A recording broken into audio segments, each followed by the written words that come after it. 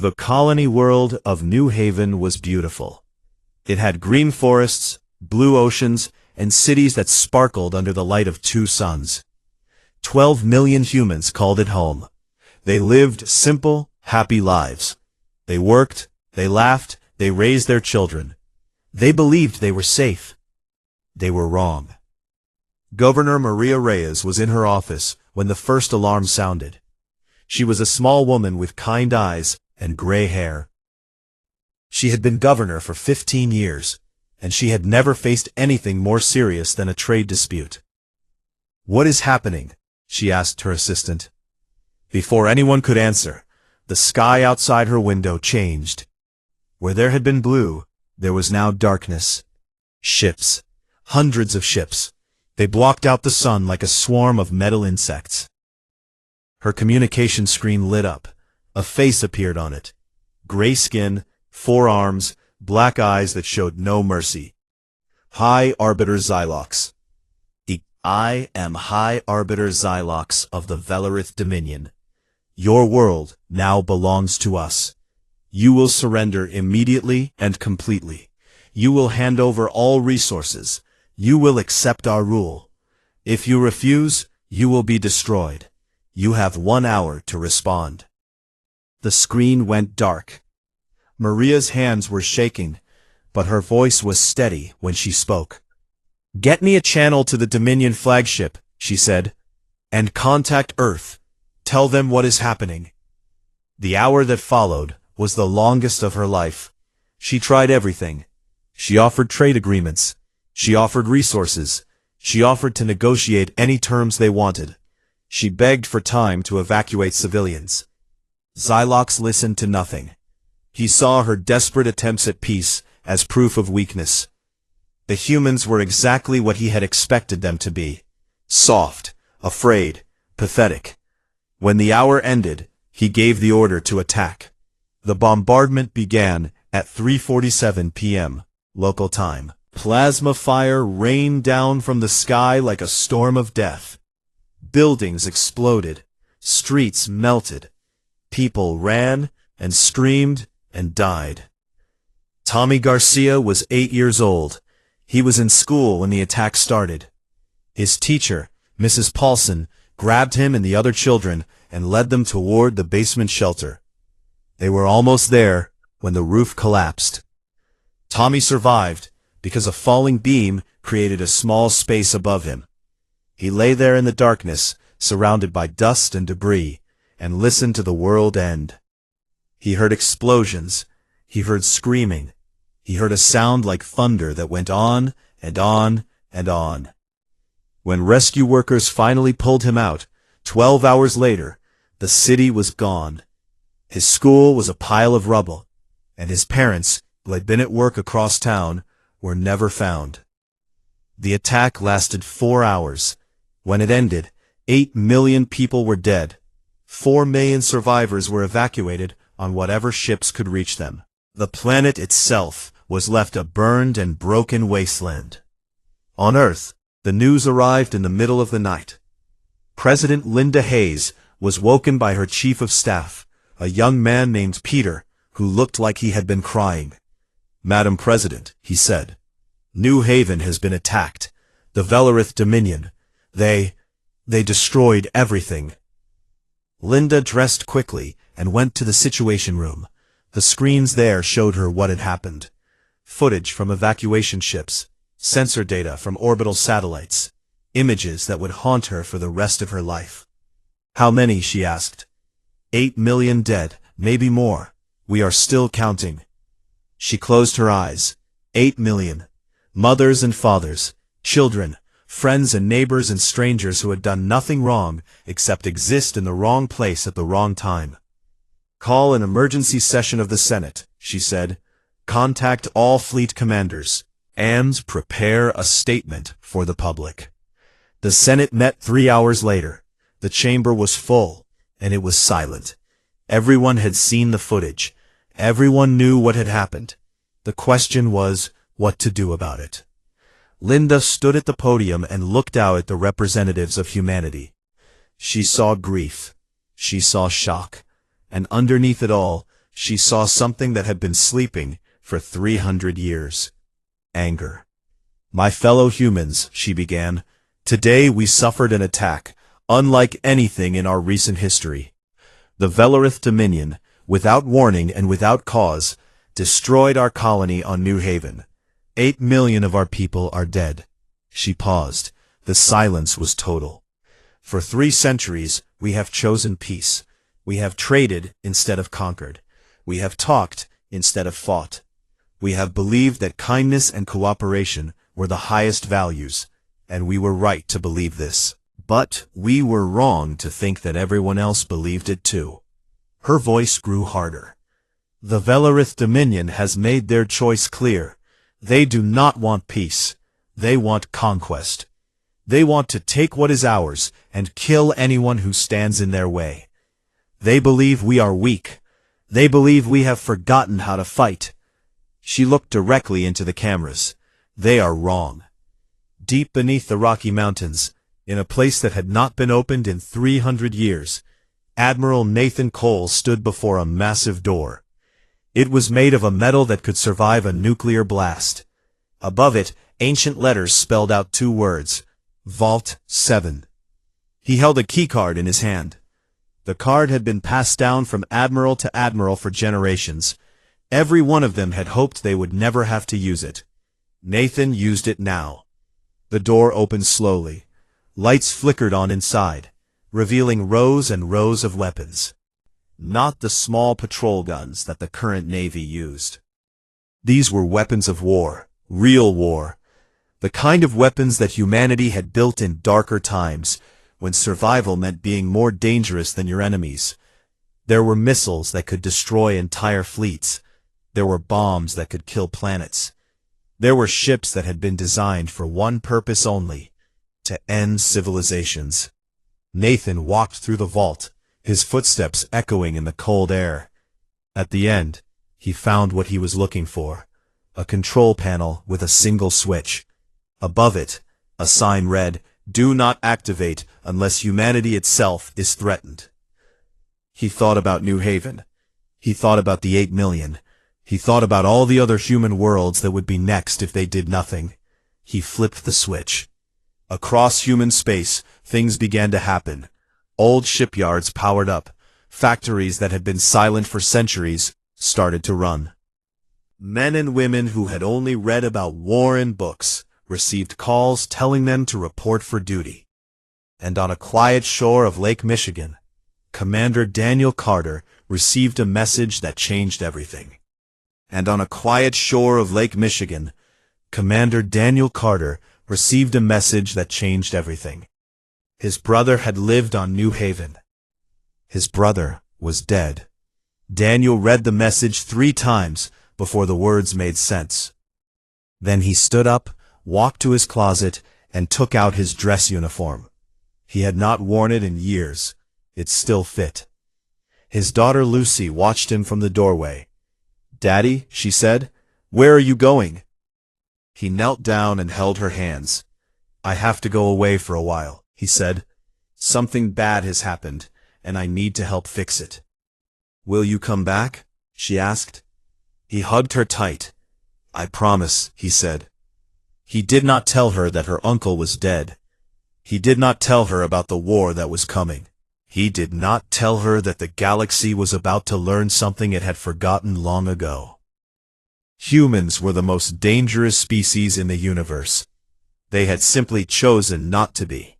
Until now, the Velarith Dominion celebrated their victory. On the capital world, crowds filled the streets to cheer High Arbiter Xylox as a conquering hero. The news channels showed footage of New Haven burning, and the people watched with pride. "This is the beginning of a new age," Xylox told the council. "The humans are weak, just as I predicted. We will absorb their remaining systems one by one. Within a year, their entire federation will belong to us." The council approved his plan with enthusiasm. Only Elder Mithros remained silent. He had read the full warning now. He knew what was coming. But no one would listen to an old man and his ancient tablets. For 2 weeks, nothing happened. The Human Federation went quiet. Their ships pulled back from the borders. Their communications became encrypted. The Dominion scouts reported that everything seemed normal. Perhaps the humans were preparing to surrender. Then strange things began to happen. A military outpost on the edge of Dominion space stopped sending reports. When a ship was sent to check on it, the ship found nothing. The station was there, but it was dark and empty. All 50 crew members had vanished. 3 days later, a supply convoy of 15 ships disappeared. No distress call, no debris, just gone. A week after that, a scout ship reported something strange. Their sensors showed a human vessel at extreme range. Then, without warning, the sensors showed 10 vessels, then 50, then nothing at all. Sensor ghosts, the analyst said. Equipment malfunction. Nothing to worry about. High Arbiter Xylox agreed. The humans were probably just running scared, hiding in their little corner of space. He prepared his fleet for the next phase of conquest. His target was a human world called New Portland, home to 8 million people. His fleet arrived to find the system empty. Not just the planet, the entire system, every ship, every satellite, every human had been evacuated. The cities were dark, the ports were abandoned. It was like the humans had known exactly when and where the Dominion would strike. Xylox was confused, but not worried. He ordered his ships to continue to the next target. They never got there. The attack came at a place called Corinth Station. It was a Dominion military base, heavily fortified, defended by 300 warships. The humans should not have been able to get anywhere near it. Commander Daniel Carter led the assault. His fleet came out of hyperspace like a storm. Ships that the Dominion had never seen before. Ships that should not exist. Warships painted black, running silent, armed with weapons that made plasma cannons look like toys. The Dominion commander sent an urgent message to High Arbiter Xylox. We are under attack. Human vessels, hundreds of them. They came from nowhere. They are. The message ended. The Battle of Corinth Station lasted 11 minutes. When it was over, not a single Dominion vessel remained. 300 ships, destroyed or disabled. 20,000 Velarith soldiers, dead or captured. The station itself was taken intact, along with all its computers, its weapons, and its information. The humans lost 4 ships. Captain Lisa Morgan, commanding the destroyer USS Relentless, broadcast a message on all frequencies. It was heard across the entire sector. People of the Velarith Dominion, this message is for you. You attacked our world without warning. You killed 8 million of our people. You thought we were weak. You were wrong. When she spoke again, her voice was ice. You wanted war. You have it. May your gods have mercy on you, because we will not. The news spread through the Dominion like a virus. Corinth Station was supposed to be untouchable. The humans were supposed to be harmless. But the footage from the battle showed something different. It showed human ships moving faster than anything the Dominion had. It showed weapons that cut through shields like they were not there. It showed a level of tactical skill that seemed almost impossible. High Arbiter Xylox watched the footage in his command center. For the first time, he felt something he had never felt before. Doubt. Elder Mithros found him there. I retrieved the full text of the ancient warning, Mithros said. There is more than what we showed the council. Much more. He handed Xylox a datapad. The High Arbiter read it slowly, and with each word, his gray face grew paler. The humans are pack hunters. They remember every wound, every fallen member of their tribe. Hurt one, and you hurt them all. They will spend generations planning revenge. They will sacrifice everything, their comfort, their peace, their very souls, to protect their own. Once awakened, they do not stop. They cannot stop. It is not in their nature. Do not mistake their kindness for weakness. Do not mistake their patience for fear. They are the most dangerous species the universe has ever created. They survived on a death world, surrounded by predators, diseases, and natural disasters. They evolved to fight. They evolved to win. And they never, ever forget. Why did you not show me this before? Psylocke demanded. Would you have listened? Mithros replied. You were so sure they were weak.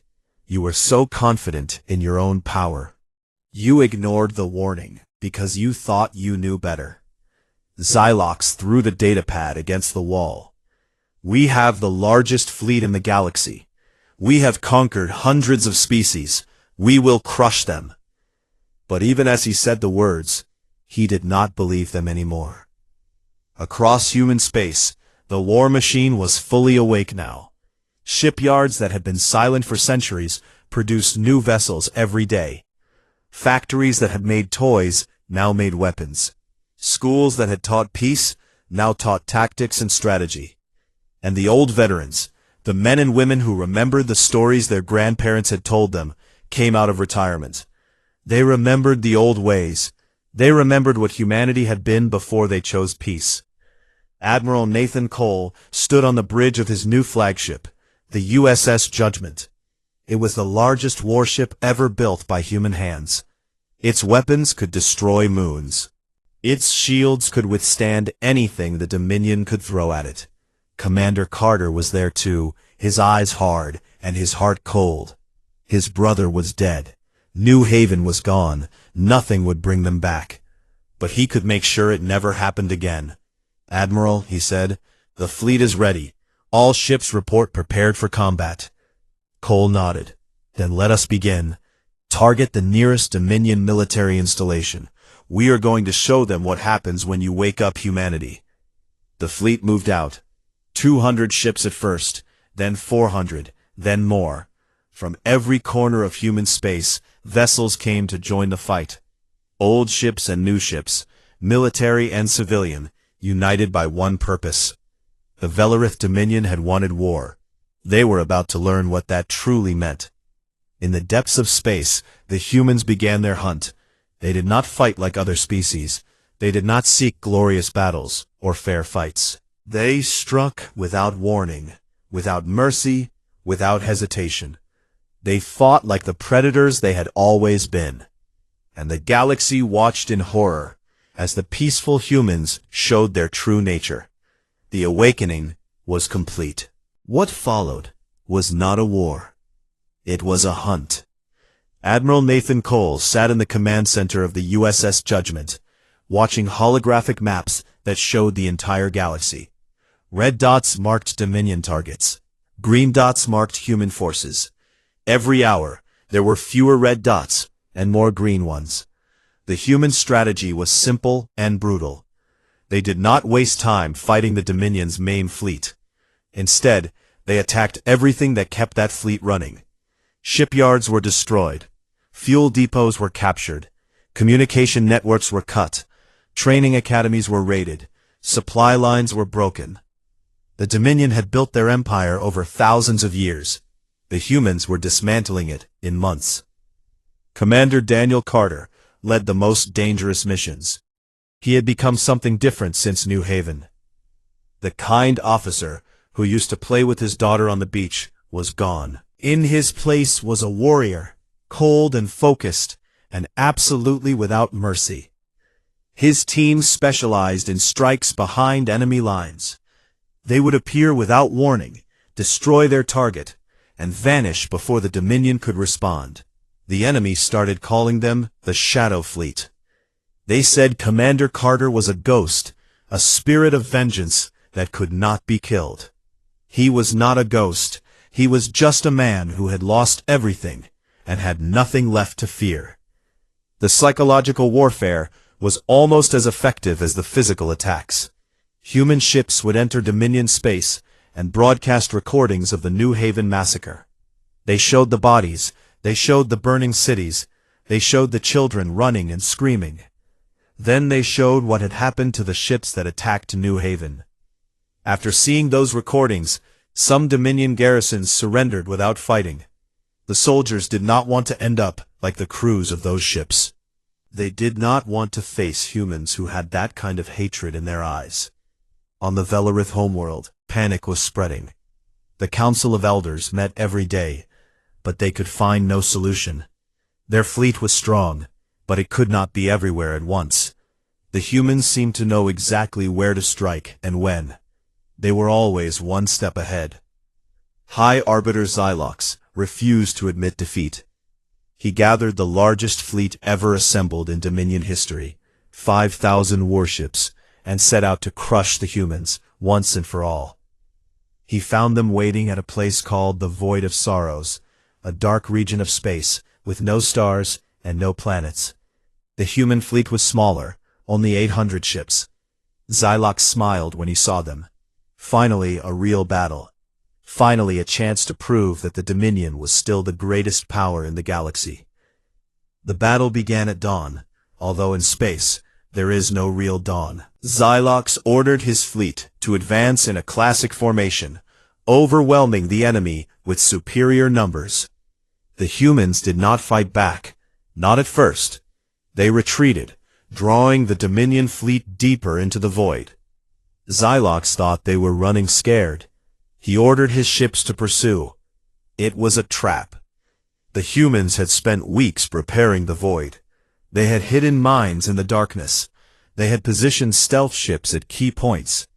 They had turned the entire region into a killing ground. When Xylox realized what was happening, it was too late.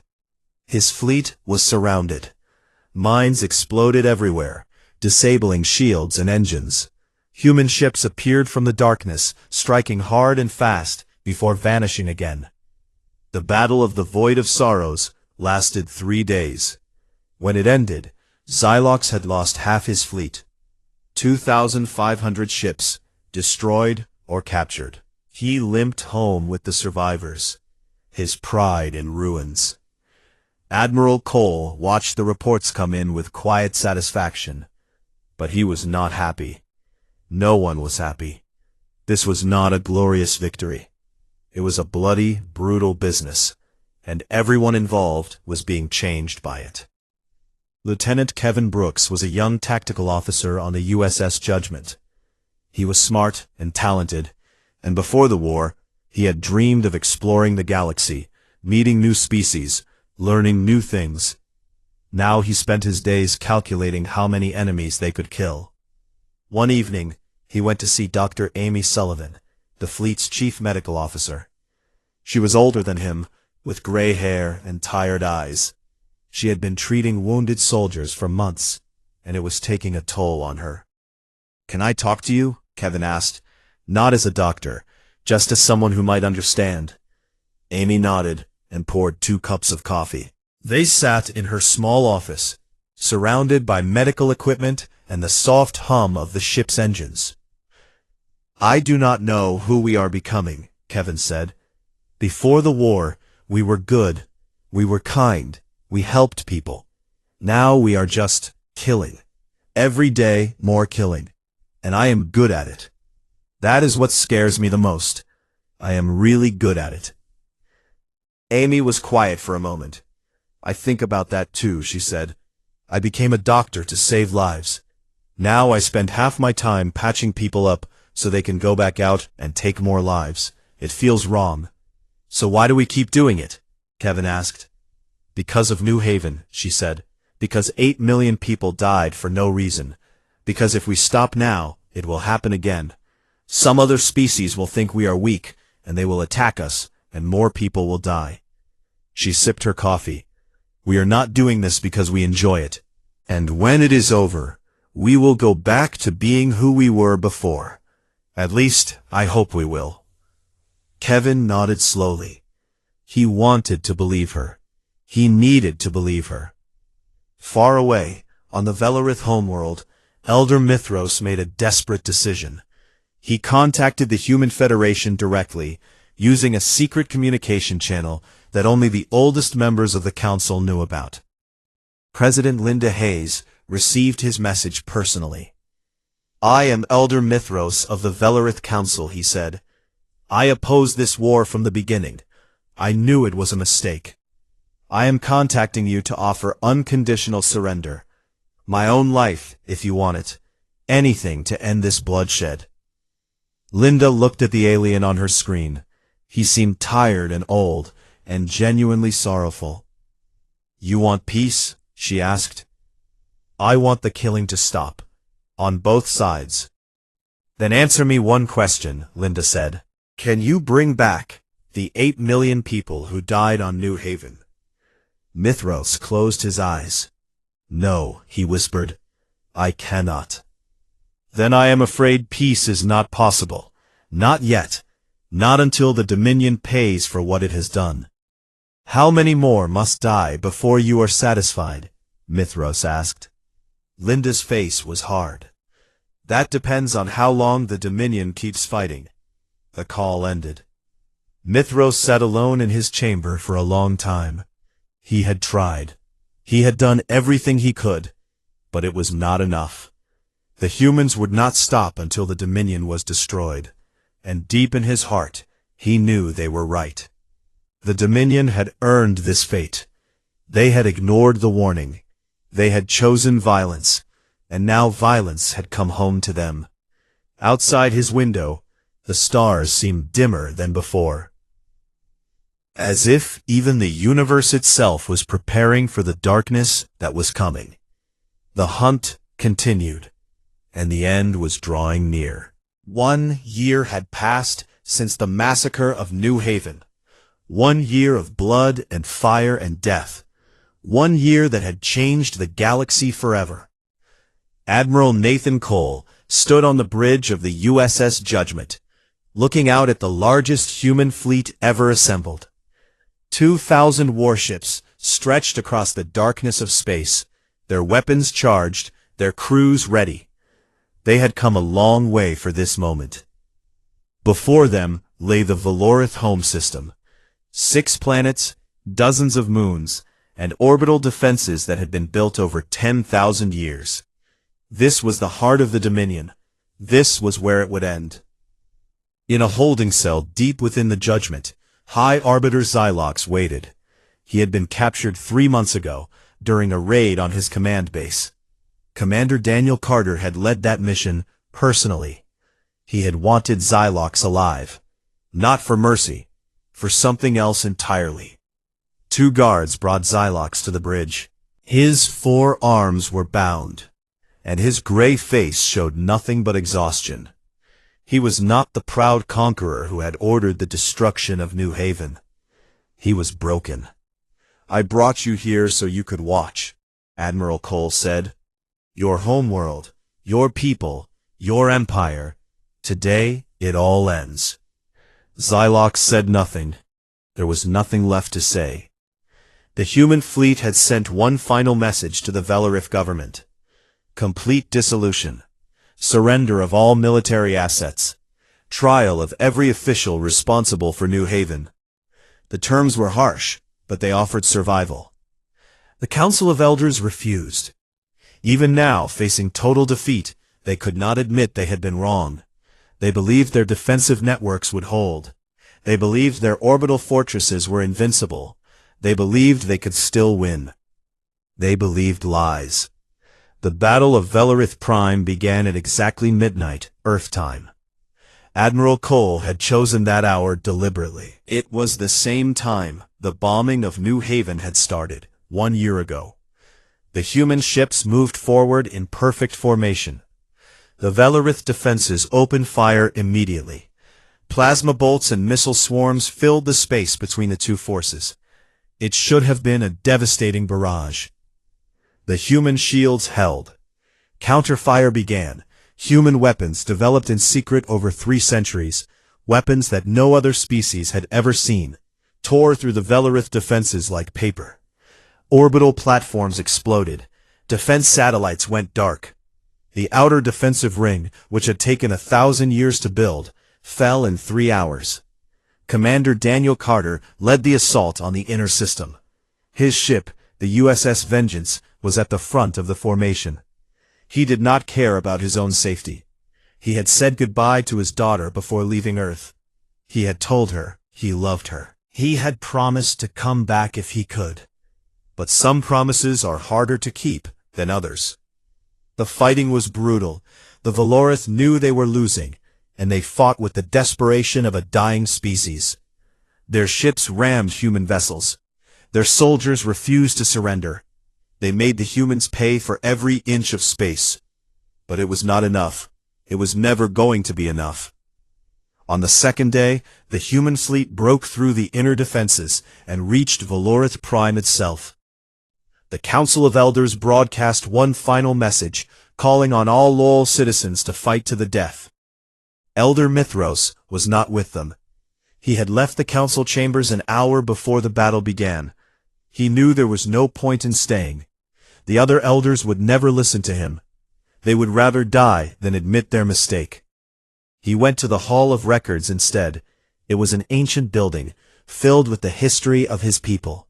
Thousands of years of knowledge, stored in crystal tablets and digital archives. He wanted to be surrounded by that history at the end. Commander Carter found him there. The human walked into the hall with a weapon in his hand, his face hard and his eyes cold. He had fought for 3 days without rest. He had lost friends and comrades. He had killed more enemies than he could count. But when he saw Mithros sitting alone among the ancient records, he stopped. "You are the one who opposed the war," Carter said. "I read about you in the intelligence reports." Mithros nodded slowly. "I tried to warn them. I showed them the ancient tablets. I told them what the humans were capable of. They did not listen. Why not? Pride, arrogance, stupidity. Take your pick." Mithros sighed. "We have always been conquerors. We have never been conquered.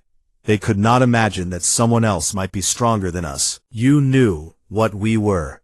You knew, and they still attacked us."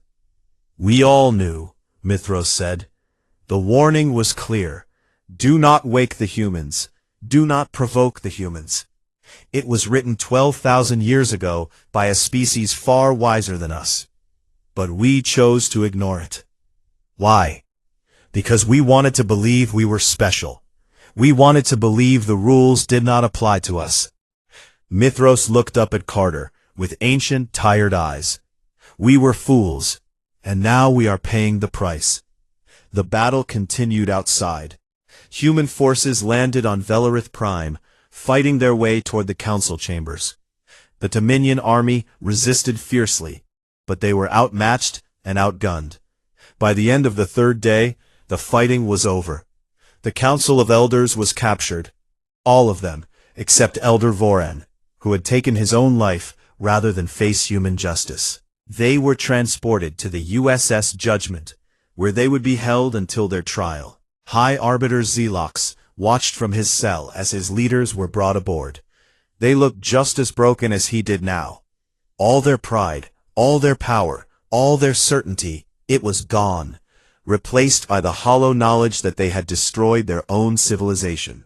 Admiral Cole addressed the surviving Valorith population from the bridge of his flagship. His message was broadcast to every corner of the former Dominion. "The war is over," he said. "The Valorith Dominion no longer exists. Your government has been dissolved. Your military has been destroyed. Your leaders will face trial for their crimes against humanity." He paused. "We did not want this war. We spent 300 years in peace, asking nothing from the galaxy except to be left alone. You chose to attack us. You chose to kill our people. You chose to ignore the warnings about what we are." His voice hardened. "Remember this day. Remember what happened when you woke us up. And pray that you never give us a reason to wake up again." The message ended. On Earth, the news of victory spread quickly, but there was no celebration. 8 million people had died on New Haven. Thousands more had died in the war that followed. This was not a happy ending. It was just an ending. President Linda Hayes ordered a day of mourning. Flags flew at half-staff. Churches and temples and mosques held services for the dead. People gathered in parks and public squares to remember those they had lost.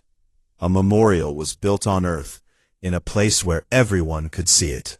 It contained two things: a list of every person who had died on New Haven, and the ancient warning tablets that had been recovered from Velorith Prime. Do not wake the humans. Tommy Garcia, the boy who had survived New Haven, was now 9 years old. He lived with his aunt in a small town in Montana. She took him to see the memorial on a school trip. He stood in front of the tablets and read the words slowly. He did not fully understand them. He was still too young. But he understood enough. His parents had died because someone had forgotten to be afraid of humans. "Will it happen again?" he asked his teacher. She knelt down beside him. "I do not know," she said honestly, "but I hope not. I hope everyone remembers this lesson." Tommy nodded. He looked at the names on the wall until he found his parents. Maria Garcia, Robert Garcia. Just 2 names among 8 million. But they were everything to him. I will remember. I will never forget. Across the galaxy, other species watched what had happened and updated their records. The Kreth Confederacy, the Morvani League, the Felon Empire, all of them had considered joining the war against humanity. All of them had decided against it when they saw how the Dominion fell. The humans returned to their peaceful ways. Their weapons were sealed once more in deep vaults. Their warships were put back into storage. Their soldiers went home to their families and tried to forget what they had seen and done. But everyone knew the truth now. Everyone understood. The humans were kind. The humans were gentle. The humans were peaceful until they were not. And when they woke up, nothing in the universe could stop them.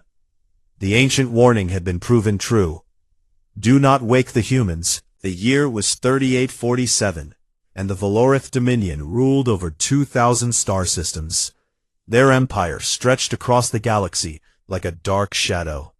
No species had ever challenged them and lived to tell the story. They were proud, they were powerful, and they were about to make the worst mistake in their long history.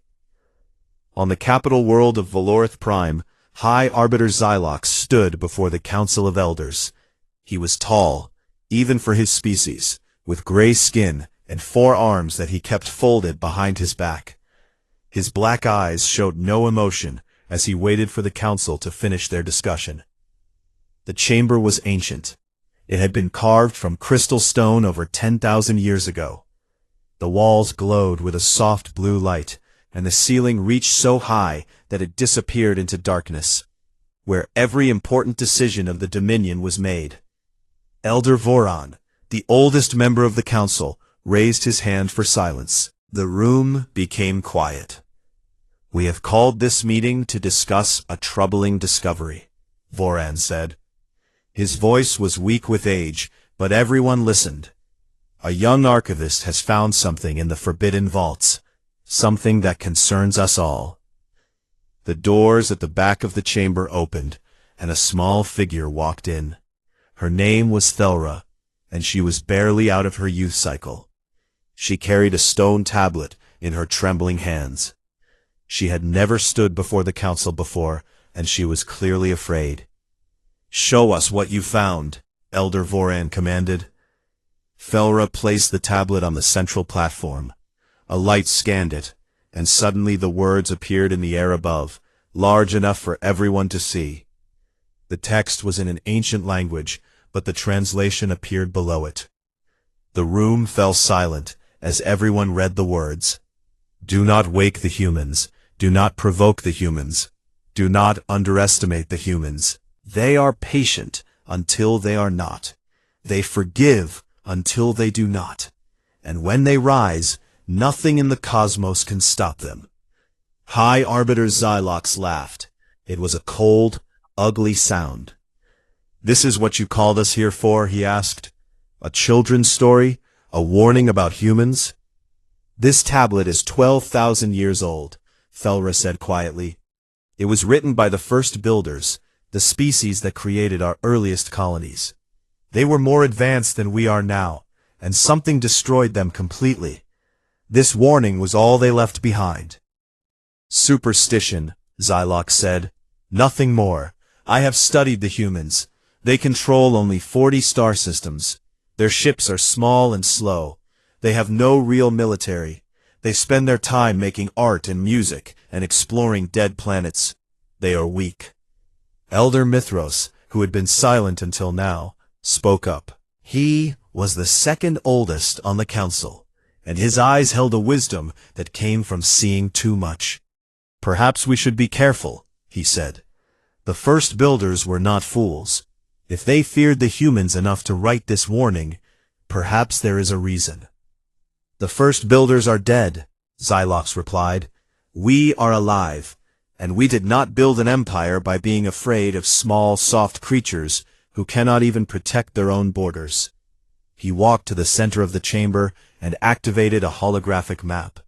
It showed the galaxy, with the Dominion's territory marked in red. In one small corner, marked in blue, was the United Terran Federation. It looked tiny compared to the vast Dominion. Look at them, Xylox said. They are nothing. Their worlds are rich in resources that we need. Their location would give us control of 3 major trade routes. I propose we take what is rightfully ours. The council members began to discuss among themselves. Most of them agreed with Xylox. The humans had never shown any sign of being dangerous. They traded peacefully with everyone. They never started conflicts. They always chose diplomacy over war. Elder Mithros stood up slowly. I must object, he said. We do not know what the humans are capable of. We have only seen them at peace. We have never seen them at war. Because they are not capable of war, Xylox said. They have forgotten how to fight. Their ancestors were warriors, yes, but that was thousands of years ago. The humans of today are soft and weak. They will surrender the moment they see our fleet.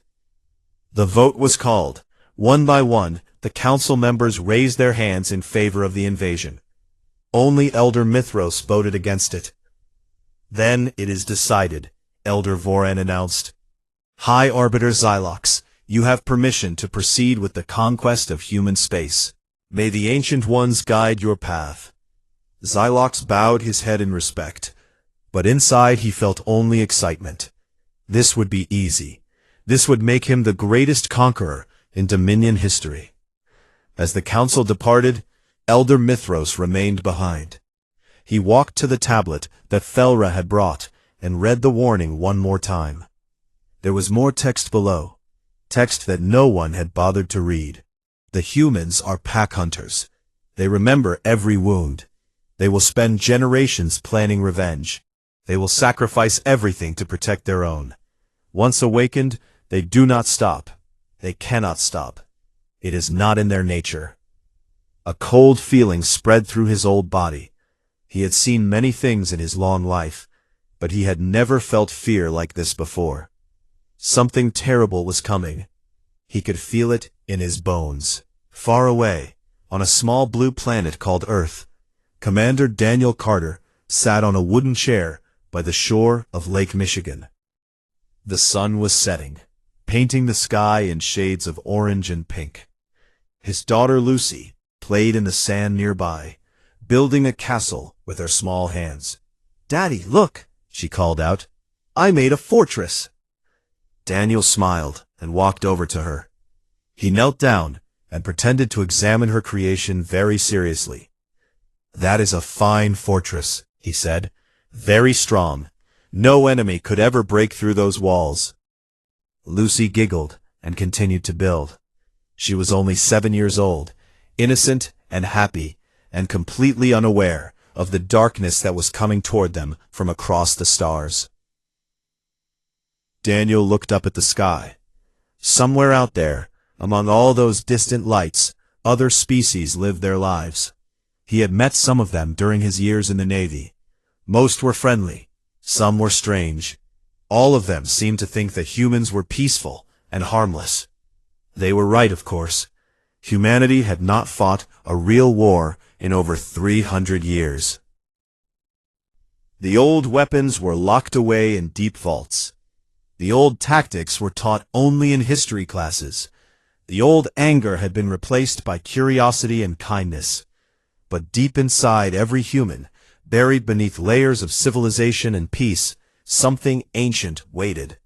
It was patient, it was quiet, and it would not stay quiet forever.